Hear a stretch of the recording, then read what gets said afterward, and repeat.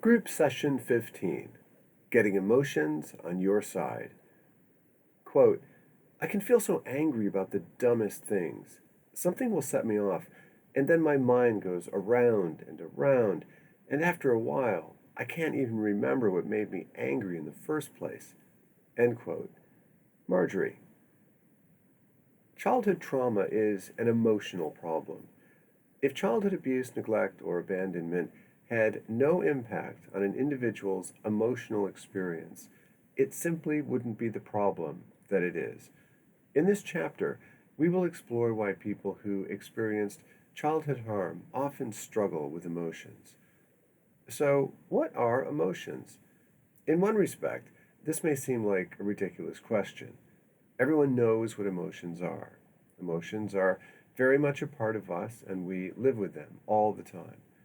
On the other hand, emotions are a bit complex when we stop to think about it. Most definitions of emotion go something like this. An emotion is a mental state that arises spontaneously and is often accompanied by physiological changes. So, there are a few things involved in an emotional response. Something happens to trigger a response, either something in our lives or a mental event, such as a thought or a memory. There is some physical response occurring in our body, and we are mentally conscious of the reaction. Because we are aware of these physical changes, we might label or describe this emotion, i.e., quote, I'm really angry at Sally for not inviting me to the party, end quote, or, quote, I'm anxious about driving in this weather, end quote, or, quote, that movie was so sad, end quote. So, an emotion is the product of events, physiological changes happening in our bodies, and how we label or describe what's happening. Does trauma play an important role in how all of this occurs? Absolutely. As we saw in the chapter called Childhood Harm and the Body, a history of trauma directly affects how our bodies react to events. And what we describe as our emotions are intimately connected to these body based reactions. If this feels hard to connect with, consider Reynold, a man who experienced significant physical and emotional abuse as well as abandonment. During a session late in the day, a noisy cleaner was working in the hallway outside the consulting room. Every time there was a sound, the therapist noticed that Reynold would jump, sometimes looking over his shoulder at the door behind him. His therapist said, Reynold, are you okay? You seem quite jumpy. Quote, yeah, I'm okay. This always happens. I'm just very sensitive to noises like that. End quote. Reynold was actually minimizing what a big problem this was for him. Reynold's body was automatically reacting to harmless noises in the hallway. Like many people who experience trauma, Reynold had a very sensitive startle response, meaning his body and brain react quickly to events. If he were to describe his emotions, he might use words like anxious, scared, or on edge. His body and brain are generating emotional experiences today which are directly connected to a history of past abuse. Childhood trauma is an emotional problem. As we will explore in some detail, those who experienced childhood harm got set up to struggle with emotions. If you can struggle with your emotions, this chapter will hopefully support insight, encourage self compassion, and offer some ideas for coping. Childhood harm and emotional difficulties. Everyone can struggle with emotional difficulties from time to time. It's very human.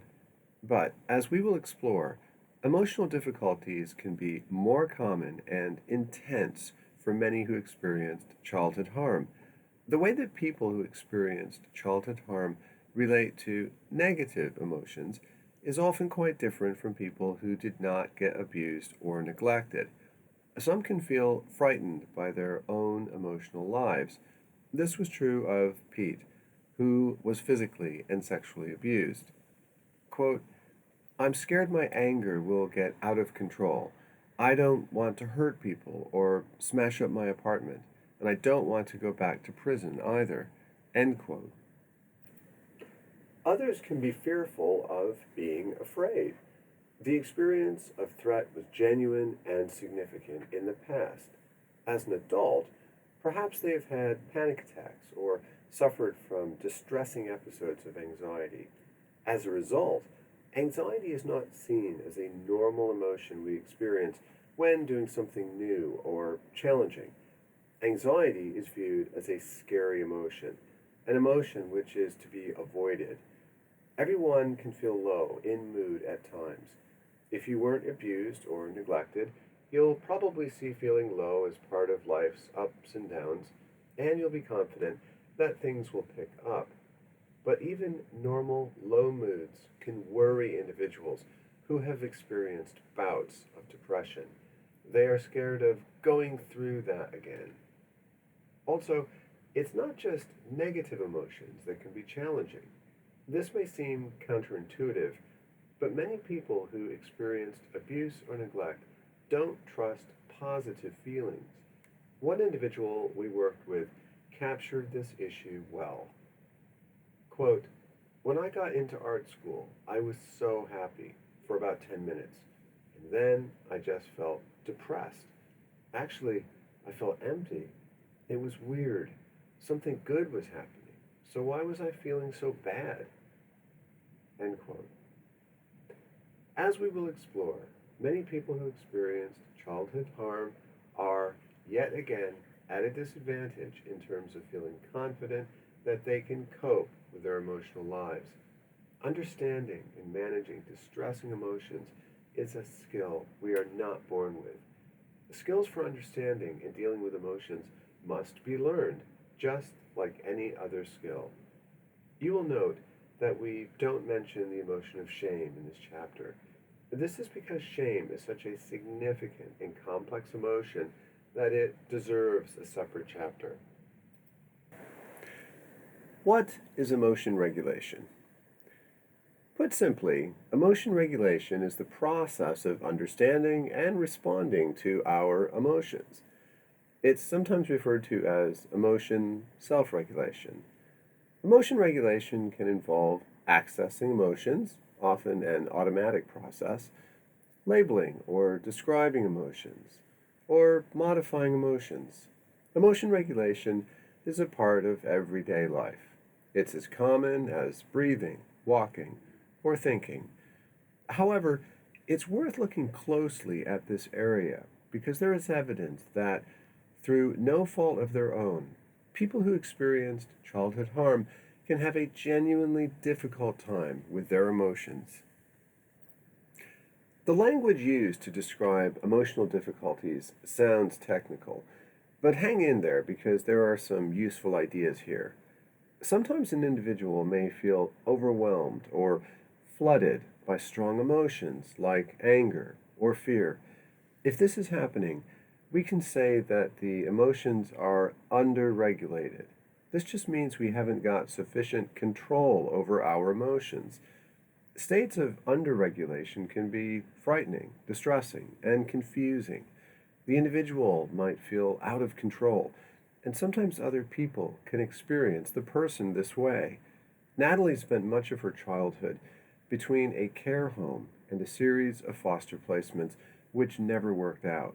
As an adult, she can get flooded by powerful emotions, especially if she imagines she is being neglected or abandoned. Quote, Jared was talking to the waitress about his stupid motorcycle. I went to the toilet because I just wanted to kill him. On the way back to the table, I walked through an empty pool room. I felt like I wanted to scream, and I picked up a glass and walked outside and threw it at a wall, and it smashed. A car alarm went off, and I sat down and started crying, and I hated that I felt like that. End quote. At the other end of the spectrum, some individuals may overregulate, constrict or inhibit emotions. This might not happen by design, but these individuals are often cut off from their emotions, and they might feel flat or depressed.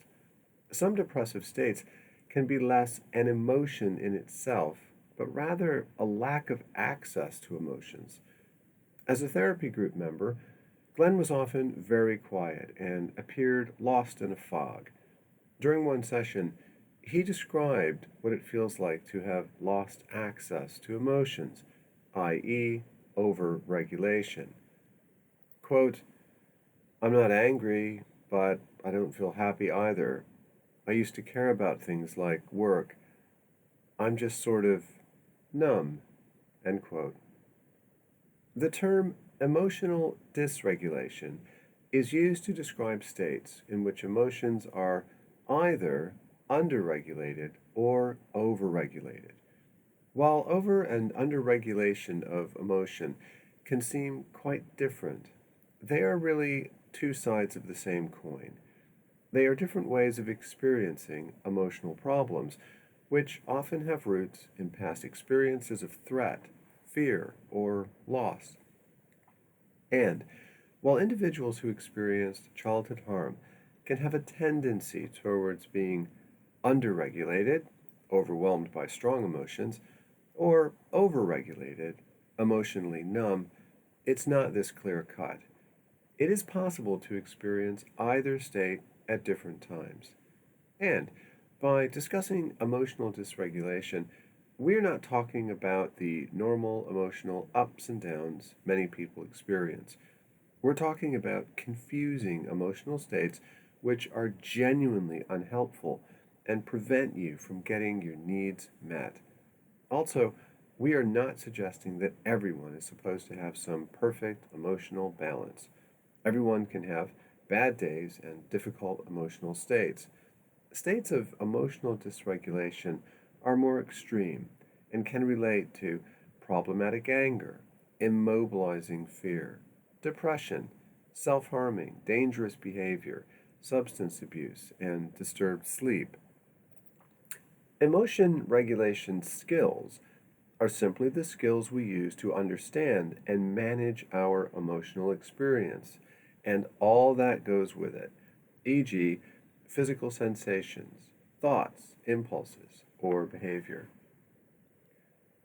Why people who experienced childhood harm may struggle with emotion dysregulation.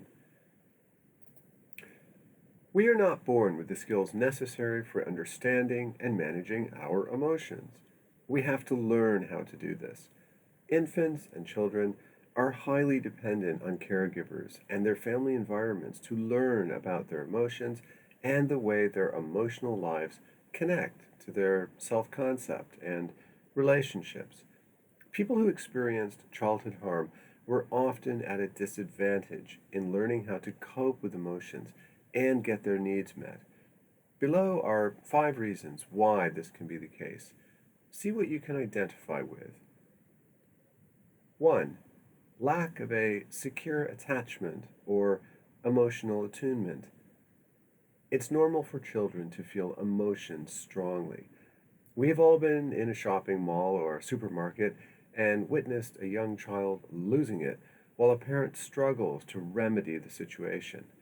Young children are often very emotionally sensitive, whether fearful of being separated from a parent, angry at a perceived injustice, or guilty of a misdeed. But a child's mind is underdeveloped, and they have little experience of the world, so they are highly dependent on adults to help them understand and soothe distressing emotions. As mentioned earlier, a child requires at least one relationship which is affectionate, close, enduring, and safe. In other words, when infants and children experience powerful emotions such as fear, anger, or guilt, they need a secure attachment with a carer who can soothe and help them. A parent can calm and reassure their child through physical affection, comforting words, and an explanation of events. Through many such experiences, a child begins to internalize the ability to soothe and calm themselves. Along the way, they learn about distressing emotions and how to cope with them. They are also learning to trust others to help them with painful emotions. Related to the need for a secure attachment is the notion of empathic or emotional attunement. It was the Australian American psychoanalyst Hans Kohut, writing in the 1970s and 80s, who emphasized the need for empathic attunement. When a parent is empathically attuned to a child's emotional world, they understand the child's feelings and how those feelings are connected to the child's growing self concept. Empathic attunement allows the parent to validate the child's feelings. Through repeated experiences of empathic attunement by caring adults, the child develops a stable sense of self through which they can understand and trust the feelings they encounter. As an adult, they may experience criticism, rejection, or insults, but they have acquired a sense of self which can often ride it out. Many people who experienced childhood abuse or neglect did not have a secure attachment to a parent figure who consistently soothed painful emotional states or helped them understand how to cope. And they did not have a parent figure who was emotionally attuned to their experiences. As a result, the capacity to understand emotions, self soothe painful emotional states, and trust others to help can be less developed. As adults, they may be less prepared to cope with distressing circumstances and the powerful emotions that come with them. 2. Problems with emotion regulation may have started out as a way to get safety. For some children, having or expressing emotions wasn't safe. This was true for Molly, who we met earlier. She was emotionally abused and neglected by her mother. Quote, I learned pretty quickly that it wasn't a good idea to be sad or to cry. You'd get told, stop your whining, I'll give you something to cry about, or you'd get a whack. And getting angry with my mom? No way. You didn't even think of that. End quote. As an adult, Molly tended to overregulate, overcontrol her emotions. She often appears like she wants to say or do something, but she looks stuck and cut off from emotions, which should help her with self expression. However, Molly had spent her entire childhood constricting or hiding her emotions. It just wasn't safe for sadness or anger to spill out. Over the years, emotional constriction, overregulation, had been a means of survival, and today it was an automatic habit for Molly. We met John earlier, a man who had been physically and emotionally abused by an alcoholic father. He'd done a few stints in prison as a younger man for theft and assault. Quote, I was so angry when I was a kid, always getting into fights in the neighborhood or blowing up at school. I'd kick my desk over sometimes. I got suspended a lot, and I know the teachers hated me, but I was scared most of the time. That's what people didn't see. End quote. John was scared and got hurt at home. He continued to feel afraid at school and in the neighborhood, and his out of control anger was meant to protect him. This caused all sorts of problems. As an adult, fear and anger were always close to the surface and could get triggered easily. Fear and anger were underregulated, under-controlled for John, and this caused all sorts of social and legal problems. What had started as a way to get safety in childhood had led to serious problems with emotion regulation. 3. A bad emotional education. Many people who experienced childhood harm were simply never taught how to understand and cope with emotions and related needs. In fact, many were given bad advice. Exercise 1. Emotional Education. Some unhelpful instructions children can receive are below. You may have been directly or indirectly taught some of these instructions. Tick any that apply. Please pause the audio and complete exercise 1 in the guidebook. 4. Learning through observation. Back in the 1960s, psychologists came to understand that we often learn from watching others and how they get rewarded or punished. They call this form of learning modeling, and it applies to young children as well as adults. If we observe someone's behavior and notice that they are rewarded in some manner, there is a tendency for us to copy the behavior. If they are punished, we are likely to conclude that we shouldn't try to get our needs met like that. If a child grows up in a family where a parent is aggressive and appears to get what they want, they might identify with the aggressive parent and imagine they should get their emotional needs met in a similar fashion. Or perhaps a child notices that another family member is submissive in order to avoid abuse.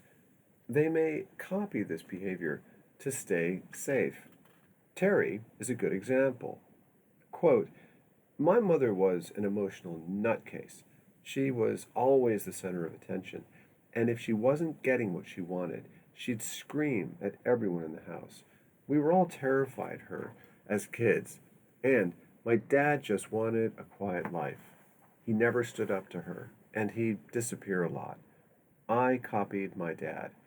The problem is that I'm still doing it, and people don't respect me." End quote. Possibly due to Terry's temperament, he watched and identified with his submissive father. If he was a different sort of person, he might have identified with his mother, who got, or tried to get, her emotional needs for importance and safety met through aggression.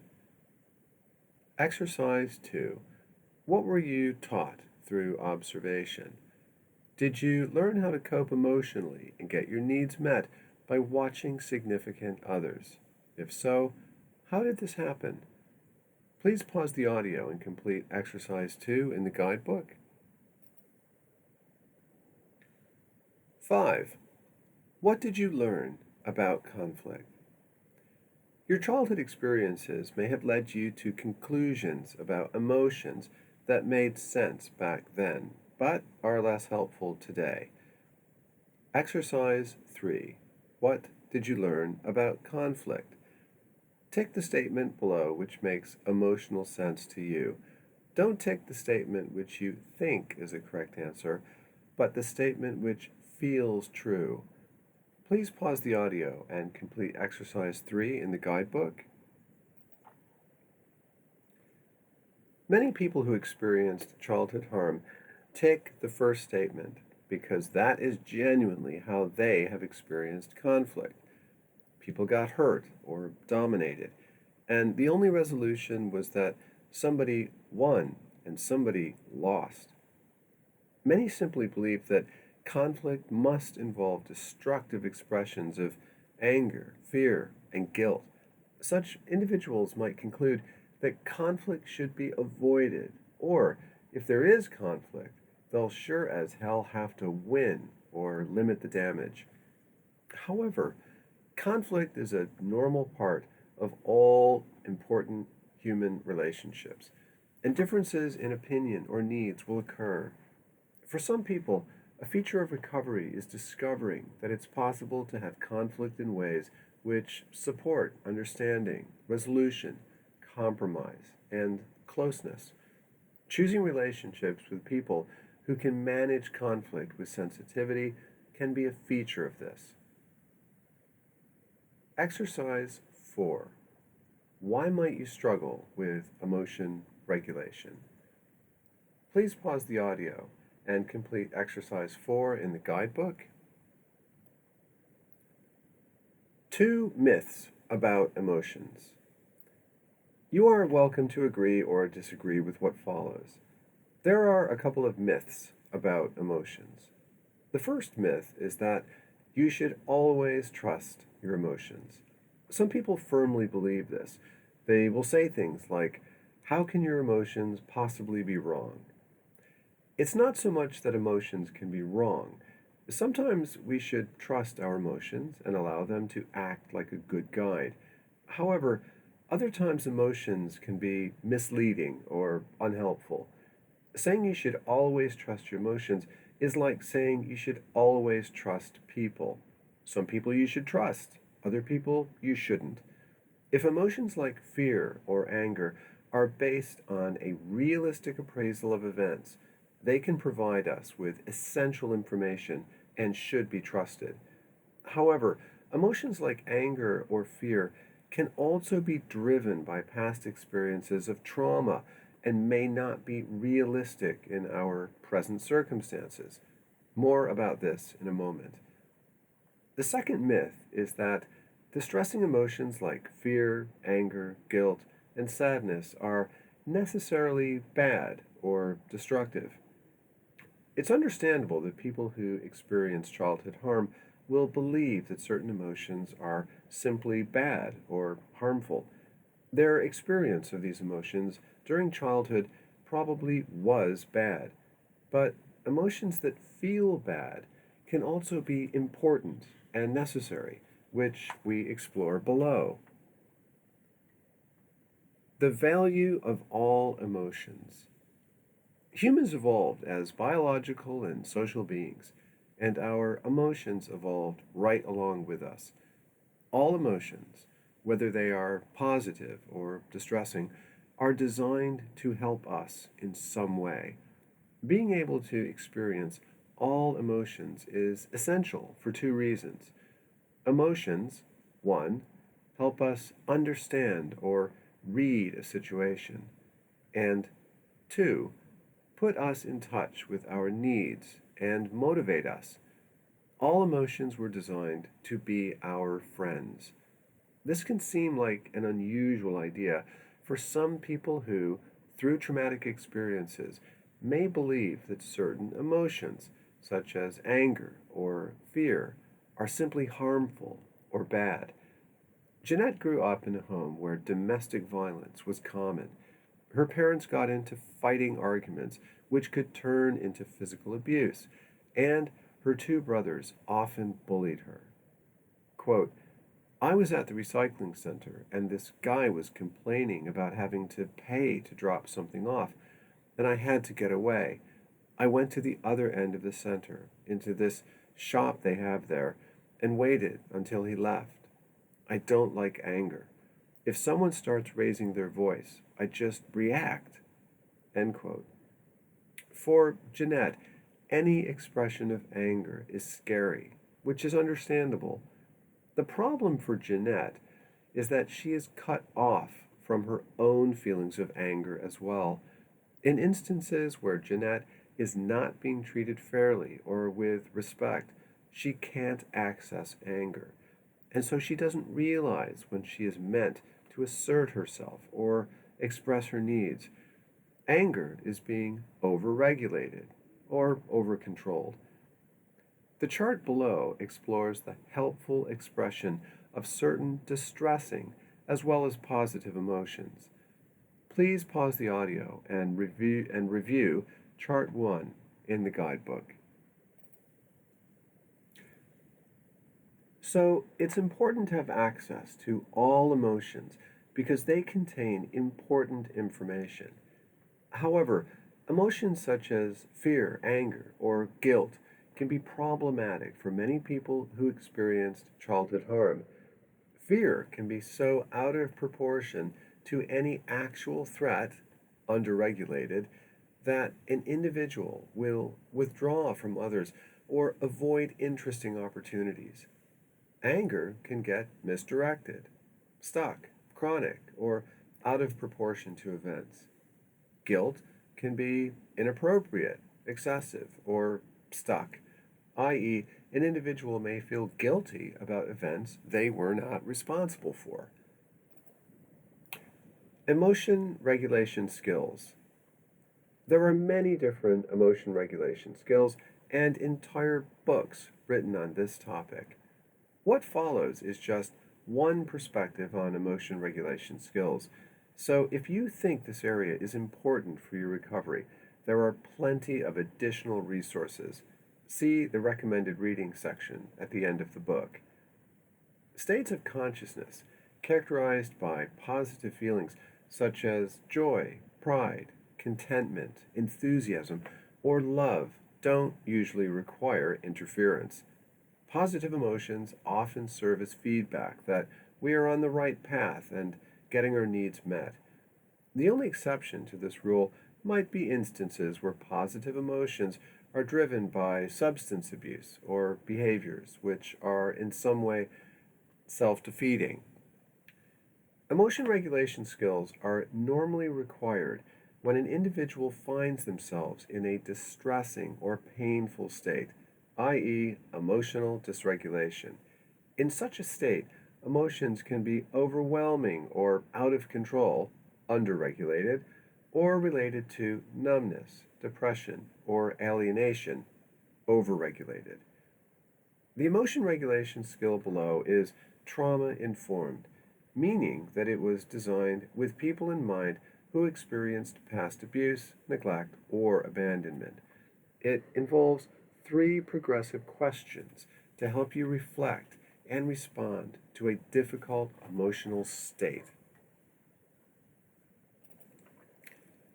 1. Can you label the emotion? Many people who experienced childhood harm lacked a close and safe attachment with an adult who helped them to understand and express emotions. As a result, it may not even occur to some people to consider what emotion they are feeling, and perhaps they were never encouraged to do this. Maybe no one cared about what you were feeling. If you cannot confidently name the emotions you are experiencing, it's difficult to know how to think about your situation, what you need, or what to do. Question 1 is this: can you label the emotion you are experiencing? Can you give it a name? There are a few things that may help. A. What is the situation you are encountering? B. What's happening in your body? And C. Are thoughts and impulses pushing you to act in some way? By labeling the emotion, you are slowing down and getting into your reflective or learning brain. Considering an emotional palette can be helpful. There are many examples of emotion palettes on the internet, and we have provided ours below. 1. Anger, annoyed, rage, resentment, bitterness, outrage, hostile, exasperation, frustration, vengeful. 2. Fear, anxiety, dread, nervousness, terror, panic, edginess, apprehension. 3. Sadness, grief, loss, disappointment, sorrow. 4. Depression, alienation, despair, hurt, hopeless, loneliness, gloom. 5. Guilt, remorse, regret. 6. Jealousy, relationship insecurity. 7. Envy, desire, covet, sense of lacking. 8. Dislike, contempt, hate, resentment, loathing, aversion, repugnance, disdain. 9. Disgust, revulsion, repulsion. 10. Numb, shut down, disconnected, detached, dissociated. 11. Happiness, joy, bliss, pleasure. 12. Love, affection, warmth, fondness, care. 13. Contentment, ease, comfort, relaxation. Sometimes labeling an emotion is straightforward. Bob borrowed my car without asking, and I need to drive to the shop. I'm tense all over and have thoughts and impulses to yell at Bob. Of course, that's anger, an emotion we feel in response to perceived injustice. No mystery there. However, psychologists like Leslie Greenberg have taught us that labeling an emotion can sometimes be more complex. Sometimes what we feel on the surface is not the deepest or most relevant emotion. Can you recall the example of Natalie described above? Her partner had been talking with a waitress, and she'd smashed a pint glass against a wall outside a pub. She had clearly been feeling very angry at her partner, but anger had been more of a superficial emotion she was experiencing. By slowing down and reflecting on her body and thoughts, she realized that another emotion was hiding underneath the anger. Because her partner was talking to a waitress, she was afraid that he would leave her, something which had happened many times before. Psychologists call the immediate and superficial emotions we feel secondary emotions, and the deeper feelings lying underneath, primary emotions. Sometimes the immediate emotion we are experiencing is all there is to the situation. We can identify and label that emotion, which is a good start to dealing with a state of emotional dysregulation. Other times, we need to ask ourselves, is what I'm feeling on the surface the most relevant emotion, or is there a deeper emotion I need to pay attention to? So, in labeling an emotion, using an emotional palette can be useful.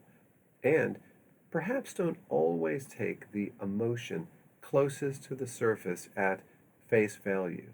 Ask yourself, is this the truest or deepest emotion I need to consider? 2.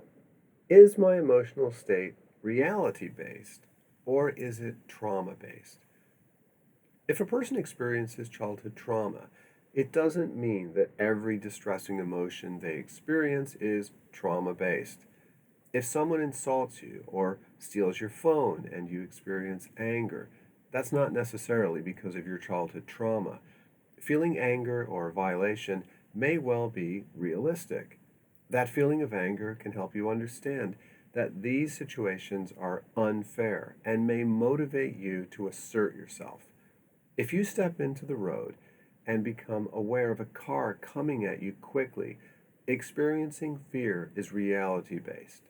If your child is very sick, it makes sense to feel anxious or worried. If your dog or cat dies and you feel sadness for a while, this makes sense. However, there can be times when an emotional reaction is trauma based. If an emotion is being driven by past trauma, it may be misleading or just really out of proportion to events. Once you have labeled the emotion you are experiencing, there are a couple of questions you can ask yourself. Is this the correct emotion for this experience? And is the intensity of emotion I'm feeling proportionate to the situation?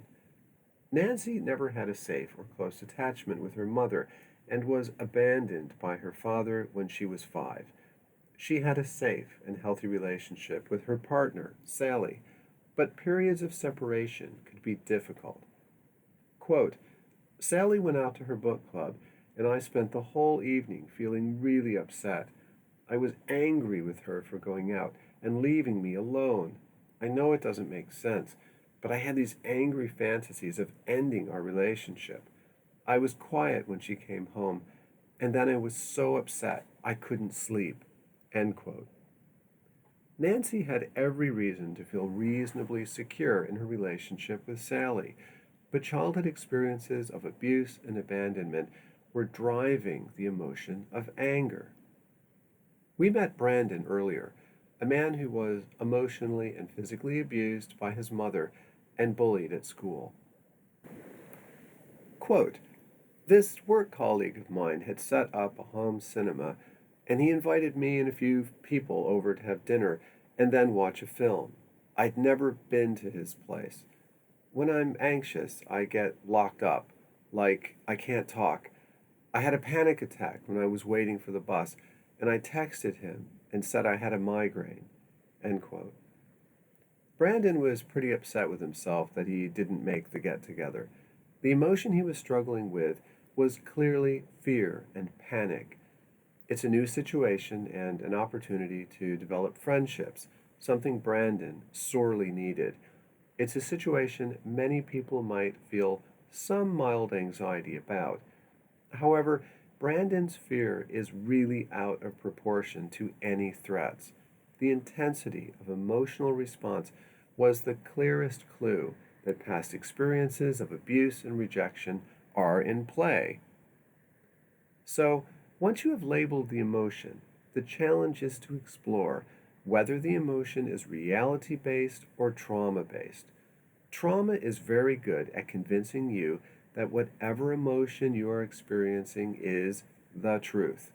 As Nancy sits at home while Sally is out at her book club, the idea that Sally will meet someone and leave her seems true. As Brandon waits at the bus stop, the idea that he will have nothing to say and get rejected or humiliated seems true.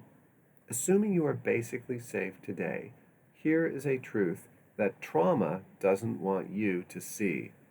Danger was real in the past, but it's over now. In many ways, recovery is about your body and mind realizing that the danger is over. 3. How do I want to respond to this emotional state? How you respond to this question is very specific to your situation, so it requires reflection and creative thinking. At this point, hopefully you have been able to label the emotion or emotions to give your emotional state a name. The emotional palette can help if you are struggling. And you've considered whether this emotional state is reality based or driven by past trauma. Only you can know what to do now. If the emotional state is reality based, the emotion can be like a good friend, providing you with guidance. Remember, evolution designed us to have emotions for very good reasons, illustrated by Chart 1. If you're scared and there is a genuine threat, find safety as quickly as possible. If you have been mistreated or are experiencing genuine injustice and feel anger, that anger is encouraging you to assert yourself. If you are sad in response to a loss, sadness is asking you to slow down, find support, or attend to yourself. What do you do if you realize your emotion is trauma based? If your emotional response doesn't make sense or is out of proportion to events? This is complicated, and no simple answer can be provided here. In fact, much of the recovery section of the guidebook comes at this question in one manner or another. However, we will mention a couple of ideas as food for thought. The way you respond to any situation involves how you decide to think and what you are going to do. Our tools for responding include our minds and our behavior. As mentioned, what this means is specific to your situation. However, there is a general point that is true for almost every emotion which is being driven by past trauma. If an emotional reaction to a situation is trauma based, what you are searching for can be described in one word: reassurance. If the trauma based emotion is fear, you want reassurance that you are reasonably safe. If the trauma based reaction is jealousy, you need reassurance that you have value too. If the trauma based reaction is rage, you want reassurance that it will be okay. If the reaction is trauma based guilt, you need reassurance that you are not responsible. If trauma drives numbness and you feel dead inside, you need reassurance that it's safe to feel again and start moving. So, if the emotional reaction is trauma based, the question you are often exploring is, How do I find reassurance? How you find safety or reassurance in any situation is a big question, and we would be doing you an injustice by providing a simplistic answer here. It's a question which will get explored as we go along and from several different perspectives. However, the skill below allows you to begin bringing your creative thinking to this question. Exercise 5. 3 questions in your wallet, purse, or pocket. The emotion regulation skill we have described asks you to reflect on 3 questions in relation to a particular situation. These are: 1. Can you label the emotion? 2. Is my emotional state reality-based or is it trauma-based? 3. How do I want to respond to this emotional state? You can do this exercise in a couple of ways, and it might help to use both methods. Right now, you can think about a time when you were experiencing a difficult emotional state. If you can manage it, allow some images to come to mind of what happened and its effect on you. You can then progressively consider the 3 questions above with respect to this memory. Because you are working with a memory, you may need to rephrase the 3rd question to: how should I have responded to the emotional state? Then you can do some journaling with these 3 questions. See below. The other way to do this exercise is in real time, right in the context of your life as it's happening to you. You can write or print out the 3 questions above and keep them handy in your wallet, purse, or pocket. If something occurs and you experience a distressing emotional state, you can pull out the questions and try to work with them, doing some writing if possible. This encourages you to slow down and reflect, and can help you get out of the reactive, survival brain and into your learning brain. If you find this exercise straightforward and helpful, we are pleased. However, it's not unusual for those who experienced childhood harm to find it challenging or confusing. If this happens, we recommend that you are patient with yourself. Keep bringing the 3 questions to new situations. You will likely begin to see patterns, and these patterns can eventually encourage insight. Talk to others you trust if you can. It's a process which requires experimentation, time, and creativity. 1. Can you label the emotion? 2. Is my emotional state reality-based or is it trauma-based? 3. How do I want to respond to this emotional state? Please pause the audio and have a look at the 3 questions in the guidebook. You can do some journaling with these questions now concerning a past event, or work with them as soon as possible concerning a future event. This concludes the audio for the chapter on getting emotions on your side.